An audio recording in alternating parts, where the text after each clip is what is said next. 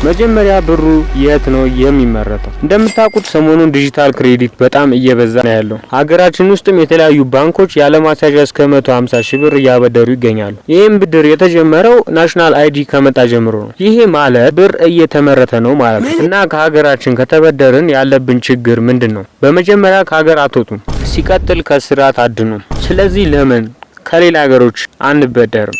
ስለዚህ ቀጥታ ወደ ቻት ጂፒቲ ነው የሄድኩት። ዓለም ላይ በቀን ስንት ብር ይመረታል? በየ24 ሰዓቷ 541 ቢሊዮን ዩኤስዲ ይመረታል። የወረቀት ብር ነው። ቨርቹዋል ከረንሲውን ደግሞ እናንተ አስቡት። ይህ ሁሉ ብር ተመርቶ ወደ ህዝቡ የሚገባው በብድር መልኩ ነው። ስለዚህ መጀመሪያ የመጣልኝ ሀሳብ ትልልቅ ብድር የሚያበድሩ ሀገሮችን መፈለግ ነው እና ይህንንም ሊነግረኝ የሚችለው ቻት ጂፒቲ ነው።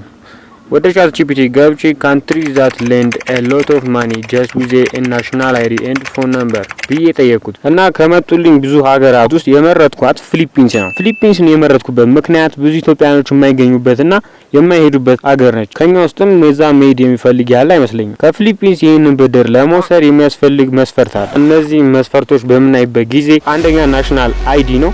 ሁለተኛ ደግሞ የፊሊፒንስ ስልክ ቁጥር ያስፈልጋችኋል። ሶስተኛ ስልካችሁ ሰልፊ መስራት አለበት። አራተኛ ጂካሽ ወይንም ደግሞ ማያ ሚል አፕሊኬሽን ያስፈልጋችኋል። አምስተኛ ደግሞ 18 አመት ማለፍ አለባችሁ። ናሽናል አይዲያችሁ ላይ ያለው እድሜ ከ18 አመት በላይ መሆን አለበት። ስድስተኛ ቤዚክ ኢንካም ኢንፎ ኦር ዋሌት አክቲቪቲ። ይሄ አካውንታችሁ 0 ብር መሆን የለበት። ቢያንስ 5 እና ከዚያ በላይ ዶላር መኖር አለበት። እነዚህን ካሟላችሁ ከፊሊፒንስ $1000 መበደር ትችላላችሁ። ናሽናል አይዲያችሁ የየትም ሀገር ሆነ የየትም የሚያስፈልገው ከኋላው ያለ ይሄ QR ኮዱ ብቻ ነው። እዛ ሀገር ሳንሆን ይሄን ብድር እንዴት ነው የምናገኘው ካላችሁ አይፒ ቼንጀር አሳያችኋለሁ እና ከዚህ በተጨማሪ ፎን ነምበሩን ከየት እናገኛለን ካላችሁ እሱም አያስጨንቃችሁ ምን ያሳያችኋለሁ። ግን ይሄንን ማሳያችሁ በዩቲዩብ ሳይሆን በቴሌግራም ነው። ምክንያቱም ዩቲዩብ ላይ ይሄን እንደዚህ አይነት ቪዲዮ ኢሌጋል ስለሆነ አካውንቴን ባን እስከማድረግ ስለሚያደርስብኝ ዩቲዩብ ላይ አለቅላችሁ እና ቴሌግራም ሊንክ ዲስክሪፕሽን እሱ ላይ ነክታችሁ ገብታችሁ ማየት ትችላላችሁ። አመሰግናለሁ።